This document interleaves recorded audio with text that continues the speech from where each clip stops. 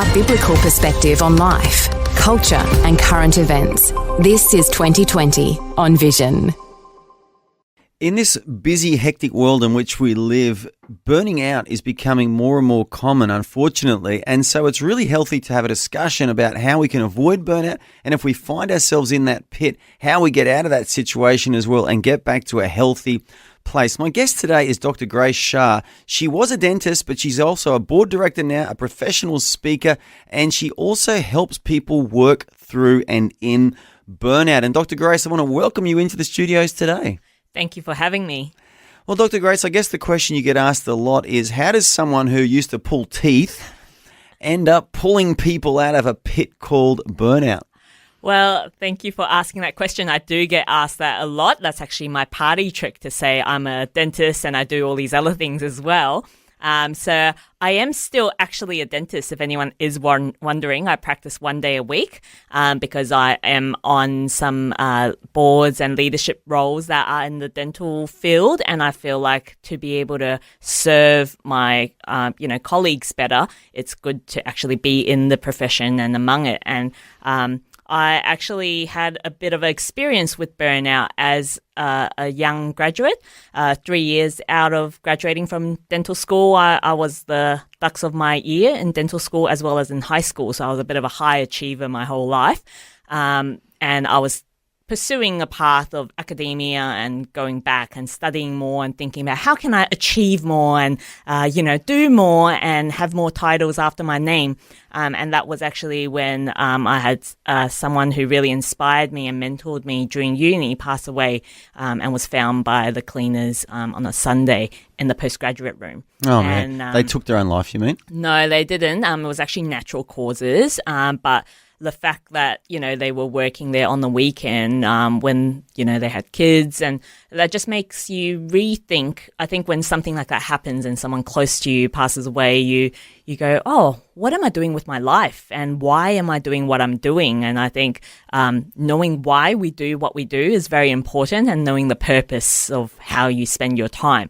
And I realized at that point that I actually wanted to be a short-term missionary for a long time. That was actually one of my answers to interviews, during interview for from high school to uni. They go, why do you want to do dentistry? And everyone goes, I want to care for people. I want to be a health professional. And my answer was actually I wanted to go on short-term mission trips and pull out lots of teeth. Oh, well, hang on. Let's stop, Dr. Grace, because we're going a long way forward in your story. I'm just curious. So, yes. Because not every high achiever and not every dux has burnout. So what do you think was going on behind the scenes to cause you to burn out when you were achieving so much?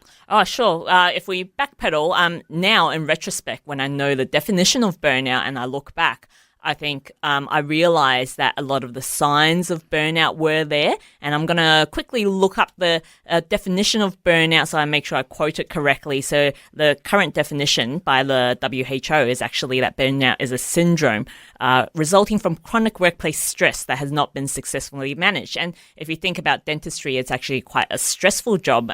We're always under time pressure, and we're actually managing staff and talking to patients, trying to make them comfortable and happy, and people aren't always happy to be at the dentist. Well, it does feel uncomfortable, Dr. Grace, because you're lying back there, your mouth's open, someone's playing around with some metal implement in your mouth, and your biggest fear is they're going to have to pull a tooth out shortly. So it's a very stressful thing for us patients anyway. Yes, and I do find a lot of my practice, clinical practice now, is counseling people and making them comfortable and not anxious, because once they trust you, you're really in their personal space. Once people trust you, then it's a lot easier actually to communicate what needs to be done.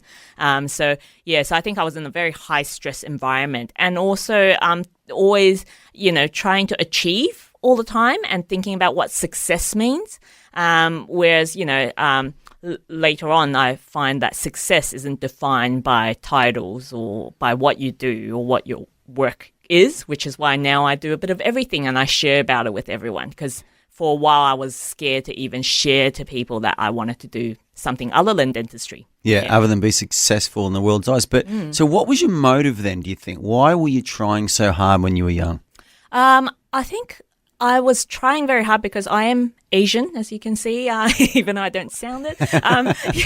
And I I came from a family of, where my parents were working very hard as migrants, actually. And I was very grateful towards them. And the way in Asian culture to show gratitude to your parents is actually to fulfill their expectations. And, and I did it very well. And also there was positive reinforcement because when I achieved, I got praised for it. And that was actually how I defined myself. And that was part of my identity to always achieve and please other people. Yeah. So you had a lot of external pressure on you, whether it was spoken pressure or just a subconscious pressure to really achieve and to really strive.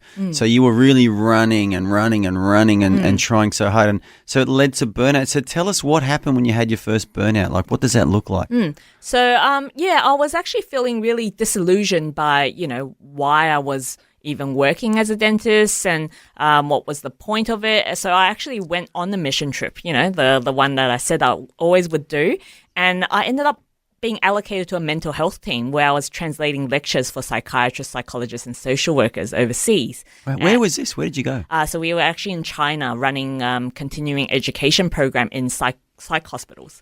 And I was treating mental health patients with the dental team as well as translating lectures. And I think that makes you realize I actually have transferable skills and I didn't need to limit myself or my definition of success or what I could do as a dentist was very narrow. And so I came back and started educating myself in other things. So, I've done a board internship now, and I've also done courses in business and also in property development. And that's how I've ended up with this portfolio of different things that I get involved in. And so do you find now that you're doing all these different things that you probably have more passion for as opposed to reacting to or responding to an external pressure, that you get more fulfillment, more joy, and obviously the Bible says the joy of the Lord is our strength, so that when you tap into joy, yes. Do you feel like you're more immune to burnout when you're tapping into joy? Yeah, I do find that when I actually say this to a lot of my patients, like when I work part-time as a dentist, I'm actually 100% when I'm here, and I love going to work and I'm excited to go to work and, I enjoy my work days whereas when I was working 5 days a week plus teaching at uni 1 day a week, I was not happy to wake up every day to go to work and I think I'm not my best self. So now whatever So you're putting that drill in a little bit further each time you're drilling into someone says, we do still practice ethical healthcare, but I definitely was not, as patient with my staff. Yeah, or patients. And I wasn't as joyful when there was an emergency to deal with, But the 1 day a week thing you're doing with joy, I think I know where to come next time I need a dentist. I'll definitely come and look you up. I'll give you some trivia. I've never had a filling my whole life. I think I've been to a dentist like 3 times in the last 40 years or something. Oh, I was going to say well done on the non-filling part, but the 3 times They're working well, Grace. They're working well. I brush twice a day, though. Oh, very good. Yeah. Make sure you floss as well. Thank you, doctor. Thank you. Yes. But anyway, so we'll carry on. So joy, having that joy and that sense of fulfillment, do you think that's a real key to not burning out? Yeah, so I actually share this so I do some public speaking now and workplace training on burnout prevention and positive workplace culture. And I actually have an acronym, which is GRACE. And it's very apt because we're on a Vision radio station and my name is Grace as well. And, we grow up in church, we say, grace is, unmerited kindness from God to sinful humans. And it's very big terminologies that maybe not as relatable to people. But nowadays, I think a lot of people use the word grace in the concept of just being kind to other people as well. And I think the acronym meaning that reminds me to be kind to myself as well as kind to others because we have unmerited kindness from God. And, the grace, the first one, G, is actually gratitude, which, being grateful for everything and everyone in your life, regardless of your experiences, good or bad. And, we shared a bit before we're going on the air on, what I've been through and how I want to use my past painful experiences for good now. And the R is for rest and recharge.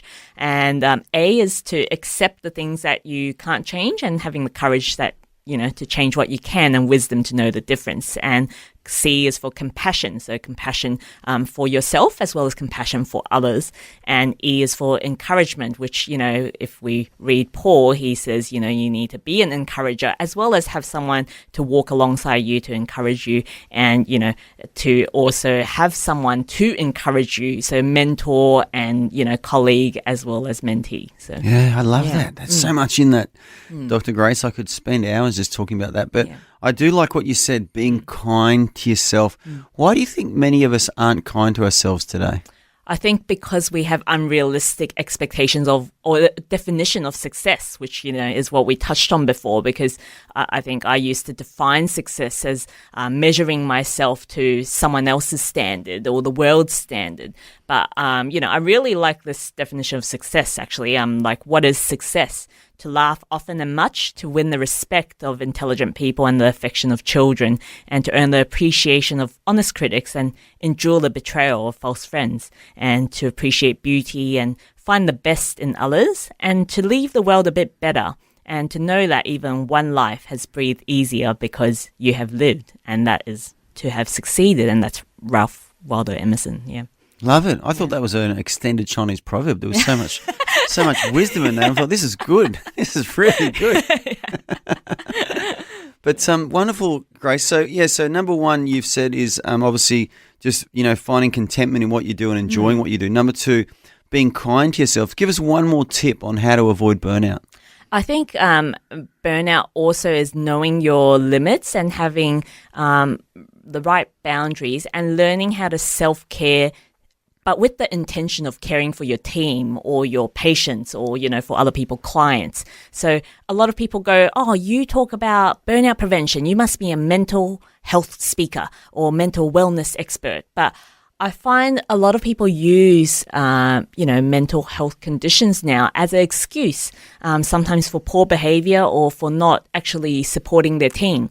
So I find in healthcare work, for example, if you call in a sickie and you're not actually sick, the rest of your team is actually burning out, picking up your slack. So actually we self-care in order to actually travel further and to be a better team member. But that requires us to be aware of what our highest and best use is. So sometimes maybe I'm, being asked to serve, for example, in church, in a music team, but I know many other people could maybe fulfill that, but maybe in a board or leadership position or a speaking position where less people are comfortable, that would be my highest and best use, which is why now I've adjusted how I serve or do my evangelism. Wonderful. So you're really managing yourself well because you know your strengths, you know your weaknesses, and you know your capacity. Yes, that's right. So wise. Great tips there. Well, Dr. Grace, our time has flown, but I really want to thank you for coming in today and sharing a little bit about burnout. I'm really keen to talk to you again, and I'm looking forward to our next conversation, I should say. We'd love that. On 2020. Thank you very much. Thanks for taking time to listen to this audio on demand from Vision Christian Media. To find out more about us, go to vision.org.au. G'day, Vision CEO Phil Edwards here. I hope this podcast is a huge blessing to you, and I hope also you can join in being a huge blessing to others during our upcoming faith-building fundraising Visionathon in the first week of November. Together, we can help people look to God daily as we reach out to them through Vision's broadcast, online and print media ministry. Please consider how much you can give during Visionathon, coming in the first week of November. Thanks.